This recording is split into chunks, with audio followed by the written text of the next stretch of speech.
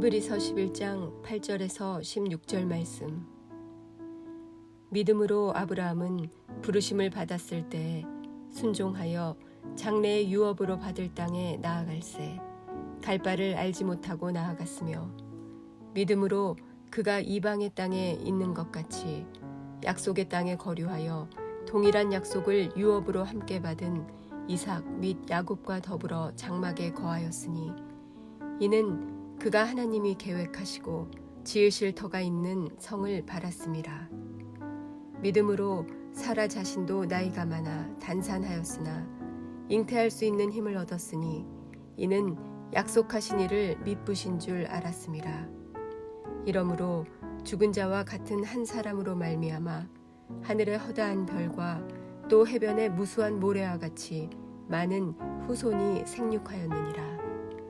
이 사람들은 다 믿음을 따라 죽었으며 약속을 받지 못하였으되 그것들을 멀리서 보고 환영하며 또 땅에서는 외국인과 나그네임을 증언하였으니, 그들이 이같이 말하는 것은 자기들이 본향 찾는 자임을 나타냄이라. 그들이 나온 바 본향을 생각하였더라면 돌아갈 기회가 있었으려니와, 그들이 이제는 더 나은 본향을 사모하니 곧 하늘에 있는 것이라. 이러므로 하나님이 그들의 하나님이라 일컬음을 받으심을 부끄러워하지 아니하시고 그들을 위하여 한 성을 예비하셨느니라. 아멘.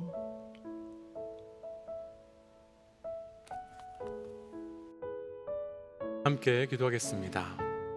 하나님, 주께서 허락하여 주신 그 믿음으로 살기 원합니다.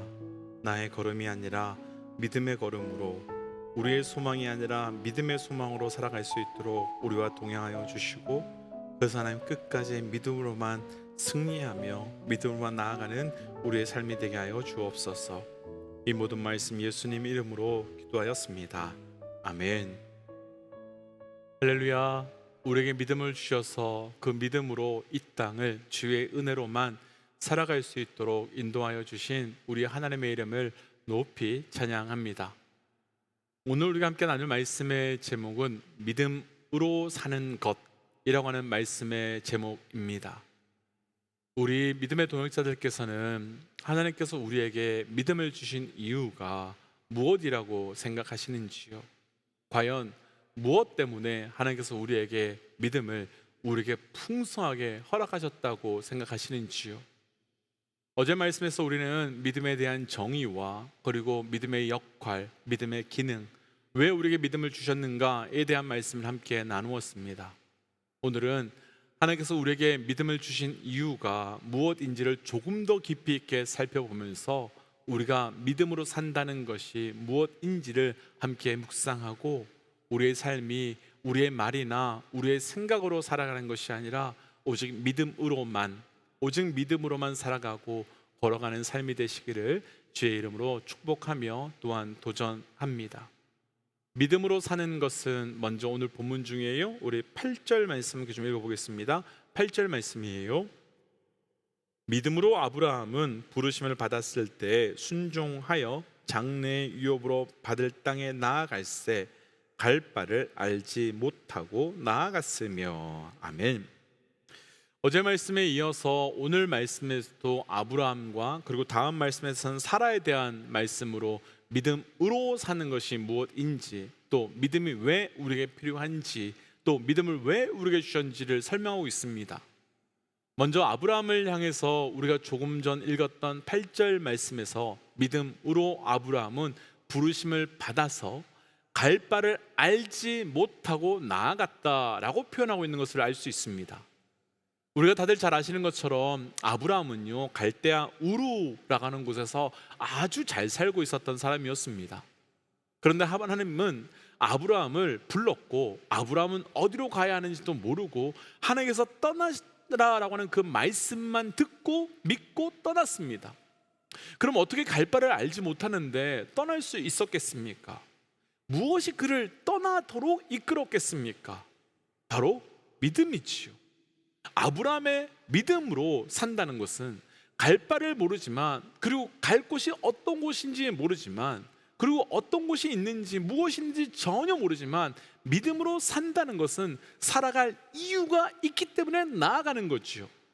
우리는 우리가 갈 곳이 어떤 곳인지 알아야 살아감으로 그곳에 갑니다.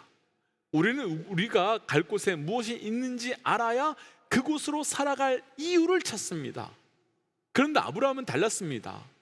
아브라함에게 믿음으로 산다는 것은요, 믿음이 삶의 이유이며 믿음이 삶의 목적이 되는 겁니다. 주일 말씀에서 나오는 히브리서 11장 38절 말씀 한번 보시면요, 이런 사람들은 세상이 감당하지 못한다라고 증거하고 있습니다.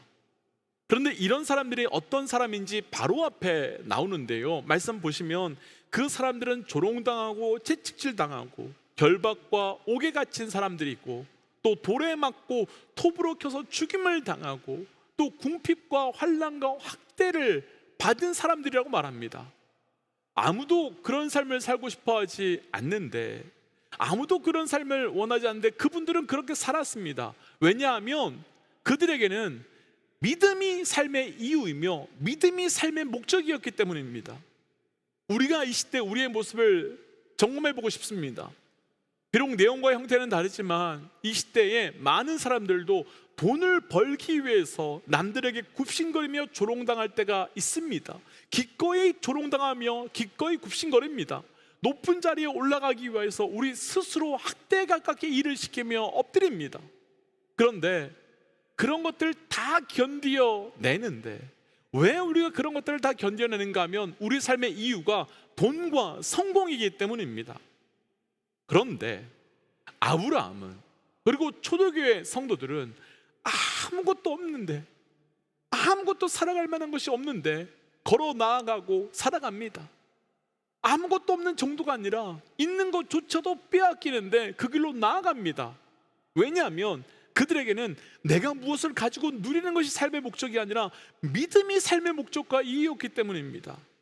곧 오늘 말씀의 제목으로 한다면 믿음으로 산다는 것은 믿음 때문에 사는 것입니다. 믿음으로 산다는 것은 믿음을 위하여 살아가는 것입니다. 그래서 우리는 믿음이라는 것에 대한 패러다임을 좀 바꾸어야 할 필요가 있습니다. 우리는 보통 믿음의 사람이라고 하면 열정과 뜨거운 사람을 믿음의 사람이라고 생각하는 경향이 있습니다. 그래서 열심히 신앙생활하고 열심히 섬기고 열심히 기도하고 열심히 예배하면 믿음 좋다라고 말하지요. 그런데 절대 그렇지 않습니다. 왜냐하면 믿음은 얼마나 믿느냐가 중요한 것이 아니라 믿음은 무엇을 믿느냐가 중요한 것이기 때문입니다. 신앙생활하고 열심히 섬기고 열심히 기도하고 열심히 예배하지만 그 모든 것이 믿음을 이야기하는 것이 아니라 무엇 때문에 열심히 하는가, 무엇을 위해서 하고 있느냐가 더 중요한 것인데, 하나님과 아무 상관없는 그 무엇을 한다면 그것은 일괄 삶의 행위에 지나지 않는 겁니다. 하박국이 하나님께서는 망해가는 남유다 백성들을 향해서 오직 의인은 믿음으로 말미암아 산다라고 말씀해 주셨습니다. 그 말씀을 하신 이유가 있는데, 당시 이스라엘 전체가 계속해서 돌이킬 수 없을 만큼 타락하며 죄 가운데 있었기 때문입니다.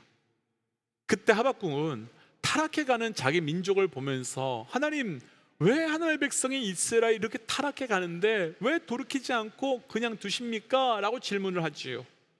그때 하나님께서는 나는 나의 백성들을 그냥 두지 않을 것이며 바벨론을 통해서 유대를 심판하며 그들을 돌이키실 것이다 라고 말합니다. 그때 이 말씀을 들은 하박국은 이 말을 받아들일 수가 없었습니다. 왜냐하면 바벨론은 이스라엘보다 더 타락하고 더 죄악의 민족이었기 때문이었습니다. 그래서 하박국이 하나님 앞에, 하나님, 어떻게 유다인을, 하나님의 백성을 하나님의 백성보다 더 타락하고 악한 바벨론을 통해서 심판하려 하십니까? 라고 말합니다. 그건 말도 안 됩니다. 그건 너무합니다 라고 하나님께 말하지요. 그때 하나님께 다시 돌아가며 돌이킬 수 있는 방법을 하박국이 하나님께 구하고 묻는데, 그때 하나님께서는 의인은 믿음으로 말미암아 살리라, 그렇게 말씀하시며 믿음이 삶의 이유가 되고 믿음이 삶의 목적이 되면 그렇게 회복시켜 주실 것이라고 말해 주십니다. 왜냐하면 믿음이 하나님의 백성들의 삶의 이유자, 믿음이 삶의 목적이 되어야 하기 때문이지요. 어떻게 아브라함이 모든 것이 풍성하게 공급되며 많은 것이 있었던 갈대아 우르를 떠날 수 있었겠습니까? 삶의 이유를 따라가고 삶의 목적이 바로 믿음이었기 때문이지요. 앞서 나누었지만 믿음으로 산다는 것은 믿음 때문에 또 믿음을 위하여 살아가는 겁니다. 그래서 도전하기는 우리 믿음의 동역자들의 삶의 이유가, 삶의 목적이 오직 믿음 되어서 우리가 다른 것을 따라 나아가는 것이 아니라 믿음 따라 나아가는 삶이 되시기를 주의 이름으로 도전합니다. 오늘 말씀에서 믿음으로 사는 것이 무엇인지 한 사람이 더 등장하는데요, 바로 아브라함의 아내 사라입니다. 본문 11절이에요. 11절 함께 좀 읽어보지요. 믿음으로 사라 자신도 나이가 많아 단산하였으나 잉태할 수 있는 힘을 얻었으니 이는 약속하신 이를 미쁘신 줄 알았음이니라. 아멘. 사라는 단산하였다고 말합니다. 더 이상 아이를 낳을 수 없다라고 하는 상태가 된 거죠. 그런데 그녀가 잉태할 수 있었던 이유에 대해서 약속하신 이가 미쁘신 임을 믿었기 때문이다 라고 증언합니다. 그러니까요, 임신할 수 있는 능력이 사라진 사라가 임신할 것이라고 하는 말씀을 믿음으로 끊어진 그 임신의 능력이, 끊어진 생명을 생산할 수 있는 능력이 다시 열리고 다시 회복되게 되었다는 거죠. 그러면 믿음으로 산다는 것은요, 나의 능력이 아니라 하나님의 능력으로 사는 것, 믿음으로 산다는 것은 나의 힘이 아니라 하나님의 힘으로 산다는 것, 그것을 증거하는 삶으로 믿음으로 사는 것. 그래서 우리 삶 가운데서 믿음으로 산다면 하나님의 능력과 하나님의 힘으로 살기 때문에 오직 하나님이 증거되는 삶이 되는 겁니다.